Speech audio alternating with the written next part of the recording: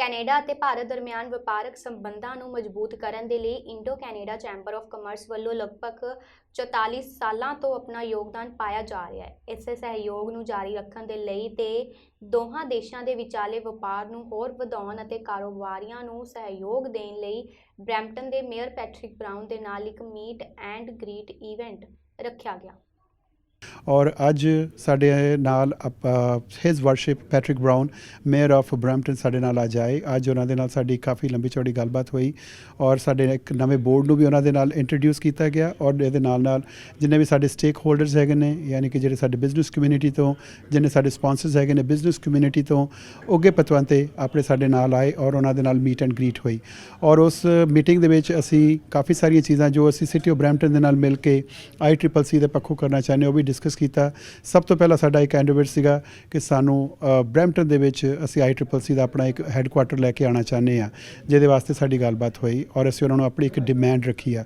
दूसरे नंबर दे उत्ते असीं उन्हां नाल गलबात कीती कि असीं आउण वाले साल दे विच एक विंटर एक्सपो करना चाहते हैं सिटी ऑफ ब्रैम्पटन दे नाल मिल के ब्रैम्पटन सिटी हॉल दे विच जिहदे लई उन्हां ने कहा कि भी वो अपनी कौंसल दे नाल गल करके सानू अपने की कहंदे बाद चों सानू दस्सणगे। सो असीं उस चीज़ का इंतज़ार करांगे क्योंकि उस बिजनेस एक्सपो दे विच असीं कोशिश कर रहे हैं कि ब्रैम्पटन तो और बाकी जिहड़े भी अपने लागले शहर हैगे ने उन्हां तो वध बिजनेसमैन बुला के उन्हां नूं अपने ब्रैम्पटन दे लोकां दे नाल जोड़िया जावे और इहदे विच ICCC अपना एक मेजर रोल अपना निभाएगा जरूर।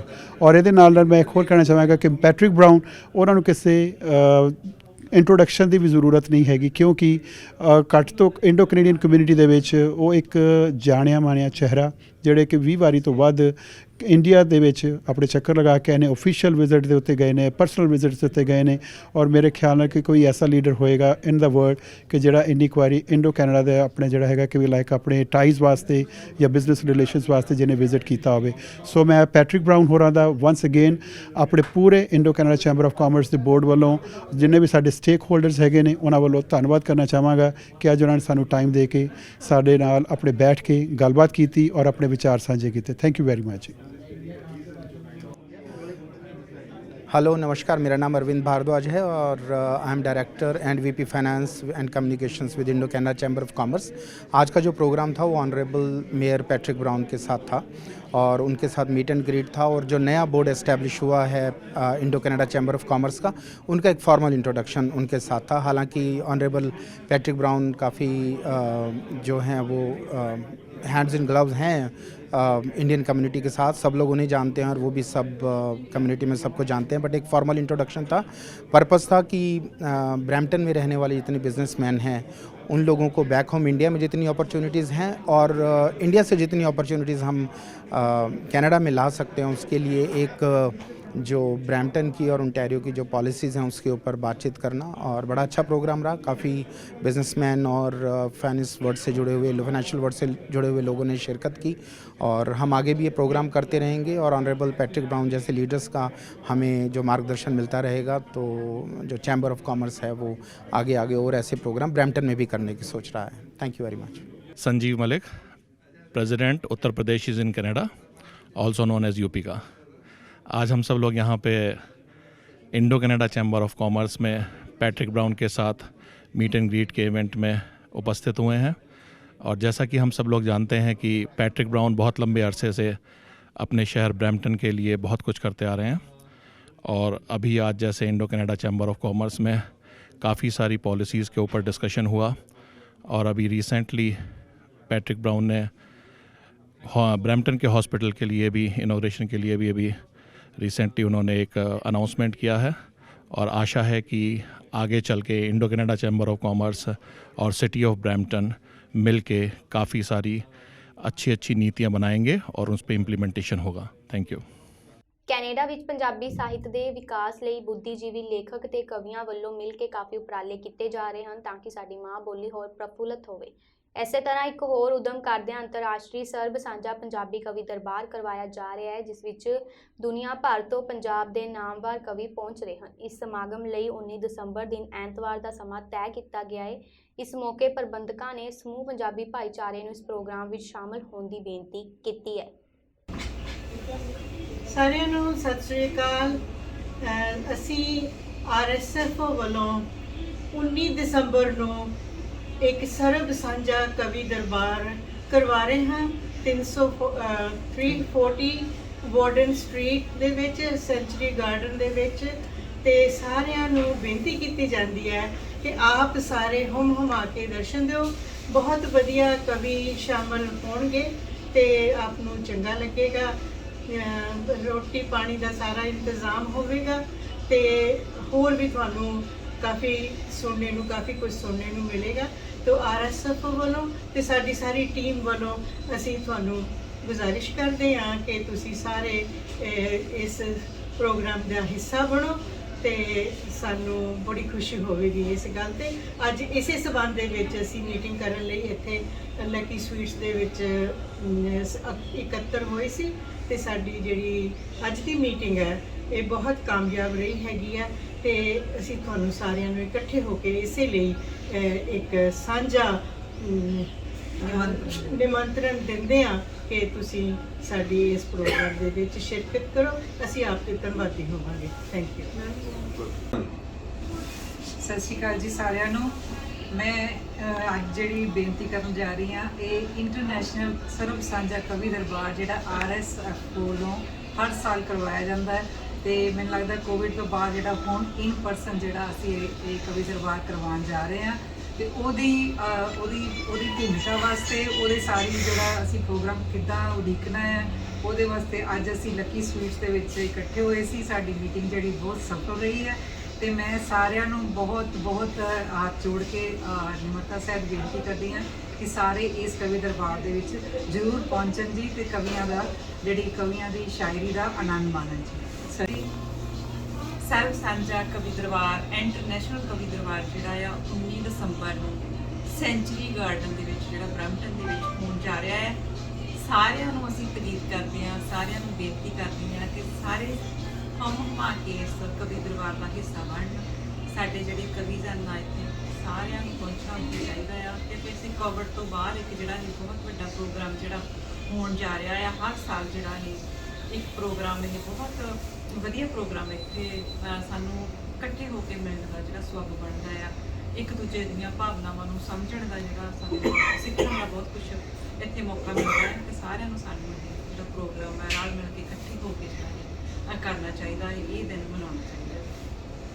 ਨਵੰਬਰ ਮਹੀਨੇ ਨੂੰ ਓਨਟਾਰੀਓ ਵਿੱਚ ਹਿੰਦੂ ਹੈਰੀਟੇਜ ਮੰਥ ਵਜੋਂ ਮਾਨਤਾ ਦਿੱਤੀ ਗਈ ਹੈ। ਇਸ ਦੌਰਾਨ ਭਾਈਚਾਰੇ ਦੁਆਰਾ ਦੇਸ਼ ਦੀ ਤਰੱਕੀ ਵਿੱਚ ਪਾਏ ਯੋਗਦਾਨ ਨੂੰ ਯਾਦ ਕੀਤਾ ਜਾਂਦਾ ਹੈ। ਮਹਾਮਾਰੀ ਦੀ ਸ਼ੁਰੂਆਤ ਤੋਂ ਹੁਣ ਤੱਕ ਛੋਟੇ ਕਾਰੋਬਾਰਾਂ ਨੂੰ ਕਈ ਮੁਸ਼ਕਲਾਂ ਦਾ ਸਾਹਮਣਾ ਕਰਨਾ ਪਿਆ ਹੈ, ਫਿਰ ਭਾਵੇਂ ਉਹ ਰੈਂਟ ਸਮੇਂ ਸਿਰ ਨਾ ਦੇ ਸਕਣ ਦੀ ਮੁਸ਼ਕਲ ਹੋਵੇ ਜਾਂ ਉਤਪਾਦਨ ਸੰਬੰਧੀ ਮੁਸ਼ਕਲਾਂ। ਕਈ ਉਦਮੀਆਂ ਨੂੰ ਇਹਨਾਂ ਮੁਸ਼ਕਲਾਂ ਕਾਰਨ ਆਪਣੇ ਕਾਰੋਬਾਰ ਬੰਦ ਵੀ ਕਰਨੇ ਪੈ ਗਏ, ਪਰ ਕਾਰੋਬਾਰਾਂ ਮੁੜ ਪੈਰੀ ਕਰਨ ਜਾਂ ਨਵੇਂ ਕਾਰੋਬਾਰ ਖੋਲ੍ਹਣ ਦੇ ਲਈ ਇੱਛੁਕ ਵਿਅਕਤੀਆਂ ਦੀ ਮਦਦ ਕਮਿਊਨਿਟੀ ਕਿਵੇਂ ਕਰ ਸਕਦੀ ਹੈ, ਇਸ ਸੰਬੰਧੀ ਕੈਨੇਡਾ ਇੰਡੀਆ ਫਾਊਂਡੇਸ਼ਨ ਦੇ ਪ੍ਰਧਾਨ ਸਤੀਸ਼ ਠੱਕਰ ਨੇ ਆਪਣੇ ਵਿਚਾਰ ਸਾਂਝੇ ਕੀਤੇ ਹਨ।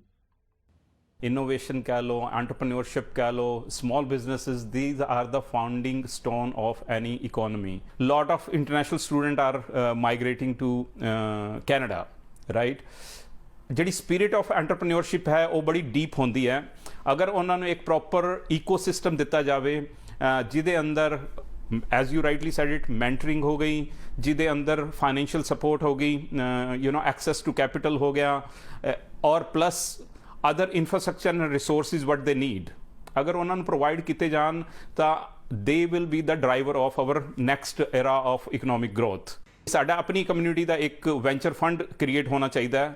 ਅਸੀਂ ਆਪਣਾ ਇੱਕ dragon den kind of a program start ਕਰੀਏ ਜਿਹਦੇ ਜ਼ਰੀਏ ਅਸੀਂ ਜਿੰਨੇ ਵੀ ਨਵੇਂ ਐਂਟਰਪ੍ਰੀਨਿਓਰਸ ਹੈਗੇ ਨੇ ਜਿਨ੍ਹਾਂ ਨੂੰ ਐਕਸੈਸ ਨਹੀਂ ਹੈਗੀ ਕੈਪੀਟਲ ਦੀ but ideas they have bright of the brightest, ਅਸੀਂ ਉਹਨਾਂ ਨੂੰ ਸਪੋਰਟ ਕਰ ਸਕੀਏ।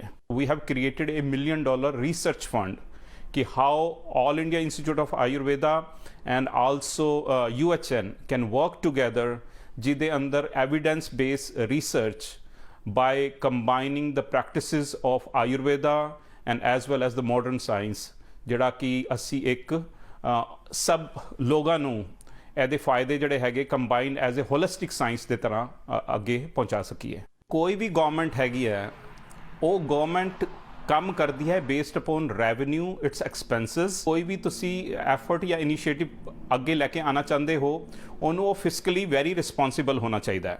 ਡੈਲਟਾ ਵਸਨੀਕ 21 ਸਾਲਾ ਪੰਜਾਬੀ ਨੌਜਵਾਨ ਅਨਮੋਲ ਜਗਤ ਨੂੰ ਗੁੰਮ ਹੋਏ ਨੂੰ 1 ਮਹੀਨਾ ਹੋ ਗਿਆ ਹੈ, ਜਿਸ ਦੀ ਕੋਈ ਉਗ ਸੁਗ ਨਾ ਮਿਲਣ ਤੇ ਪਰਿਵਾਰ ਲੋਕਾਂ ਤੋਂ ਸਹਿਯੋਗ ਦੀ ਮੰਗ ਕਰ ਰਿਹਾ ਹੈ। ਜ਼ਿਕਰਯੋਗ ਹੈ ਕਿ ਅਨਮੋਲ ਜਗਤ ਦੇ ਲਾਪਤਾ ਹੋਣ ਸੰਬੰਧੀ ਡੈਲਟਾ ਪੁਲਿਸ ਵੱਲੋਂ ਇੱਕ ਵੀਡੀਓ ਵੀ ਜਾਰੀ ਕੀਤੀ ਗਈ ਸੀ ਅਤੇ ਉਸ ਨੂੰ ਆਖਰੀ ਵਾਰ 24 ਅਕਤੂਬਰ ਨੂੰ ਦੇਖਿਆ ਗਿਆ ਸੀ। ਉਸ ਦੀ ਮਾਂ ਦਾ ਤਾਂ ਕਹਿਣਾ ਹੈ ਕਿ 23 ਅਕਤੂਬਰ ਦੀ ਰਾਤ ਨੂੰ ਅਨਮੋਲ ਆਪਣੇ ਦੋਸਤ ਨੂੰ ਮਿਲਣ ਦਾ ਕਹਿ ਕੇ ਗਿਆ ਸੀ, ਪਰ ਉਸ ਤੋਂ ਬਾਅਦ ਉਹ ਵਾਪਸ ਨਹੀਂ ਪਰਤਿਆ। ਪੁਲਿਸ ਵੀ ਆਪਣੇ ਤਨੋਂ ਮਨੋਂ ਪੂਰਾ ਸਾਡਾ ਸਾਥ ਦੇ ਰਹੀ ਹੈ, ਪਰ ਮੇਰਾ ਜਵਾਨ ਬੱਚਾ ਹੈ, ਸਾਨੂੰ ਕਿੱਥੇ ਠੀਕ ਹੈ ਜਦੋਂ ਤੱਕ ਨਹੀਂ ਆ ਕਿਉਂਕਿ ਵੈਦਰ ਇੰਨਾ ਗੰਦਾ ਹੈ। ਮੇਰੀ ਤਾਂ ਸਾਰੀ ਕੈਨੇਡਾ ਵਾਸੀਆਂ ਅੱਗੇ ਇਹੀ ਅਪੀਲ ਹੈ ਕਿ ਸਾਨੂੰ ਤੁਹਾਡਾ ਸਾਰਿਆਂ ਦਾ ਸਾਥ ਇਸ ਵਕਤ ਬਹੁਤ ਜ਼ਰੂਰੀ ਹੈ। ਮੇਰੀ ਫੈਮਿਲੀ ਨੂੰ ਤੇ ਤੁਹਾਡੇ ਸਾਥ ਤੋਂ ਬਗੈਰ ਅਸੀਂ ਇਕੱਲੇ ਆ। ਪਲੀਜ਼ ਵੱਧ ਤੋਂ ਵੱਧ ਜਿੰਨੇ ਵੀ ਵਲੰਟੀਅਰ ਹੋ ਸਕਣ ਸਾਡਾ ਸਾਥ ਦਿਓ।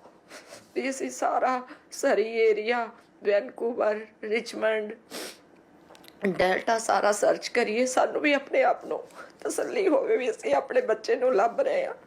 ਪਰ ਮੇਰੇ ਬੇਟੇ ਨੂੰ ਮੈਂ ਜਿੱਥੇ ਵੀ ਉਹ ਸੁਣੇ ਕਿਤੇ ਇਹੀ ਅਪੀਲ ਹੈ, ਪੁੱਤ ਤੂੰ ਜਿੱਥੇ ਵੀ ਹੈਗਾ ਆ ਜਾ, ਡਰਨਾ, ਅਸੀਂ ਤੇਰੀ ਉਡੀਕ ਕਰ ਰਹੇ ਹਾਂ, ਪਲੀਜ਼ ਤੂੰ ਜਲਦੀ ਆ ਜਾ।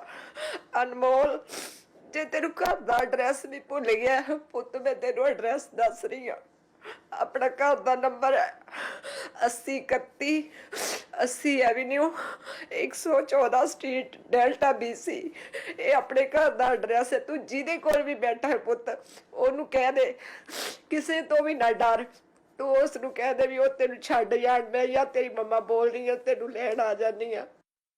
BC ਦੇ ਡਿਪਟੀ ਪ੍ਰੀਮੀਅਰ ਅਤੇ ਪਬਲਿਕ ਸੇਫਟੀ ਮੰਤਰੀ ਮਾਈਕ ਫੋਰਨਵਰਥ ਨੇ ਕਿਹਾ ਕਿ ਸੂਬੇ ਵਿੱਚ ਹੋਰ ਤੂਫਾਨ ਅਤੇ ਮੀਂਹ ਪੈਣ ਦੀ ਸੰਭਾਵਨਾ ਹੈ ਅਤੇ ਉਹਨਾਂ ਨੇ ਲੋਕਾਂ ਨੂੰ ਤਿਆਰ ਰਹਿਣ ਅਤੇ ਮੌਸਮ ਅਤੇ ਨਿਕਾਸੀ ਅਲਰਟ ਤੇ ਪੂਰਾ ਧਿਆਨ ਦੇਣ ਦੀ ਅਪੀਲ ਕੀਤੀ। ਇਸ ਦੇ ਨਾਲ ਹੀ ਉਹਨਾਂ ਨੇ ਲੋਕਾਂ ਨੂੰ ਗੈਰ ਜ਼ਰੂਰੀ ਯਾਤਰਾਵਾਂ ਨਾ ਕਰਨ ਦੀ ਵੀ ਅਪੀਲ ਕੀਤੀ। We're in the middle of one of the most intense series of storms that we have seen along coastal BC. This is historic weather intensified by climate change. The interior and southwest areas continue to see heavy rains with more on the way. Once again, it's time to be ready, to be prepared for heavy rains that could worsen existing flooding or create new flooding and increase risk to our highways. I urge British Columbians to pay close attention to weather forecasts and road closures. Focus on weather alerts for your area from Environment Canada and Climate Change Canada. Listen to your local governments and authorities, especially if evacuation alerts or evacuation orders come. You can also help prevent flooding by making sure eaves troughs, gutters, and the storm drains on your street are clear of leaves and debris. You can help by taking the time to prepare. This will make all the difference. And please avoid all non-essential travel in the days ahead. Drive carefully and never attempt to drive through floodwater. The depth of water pooling on roads is not always obvious and can be dangerous to drive through. We don't want any unnecessary closures or preventable accidents to happen on our roads that will further strain our already pressured resources.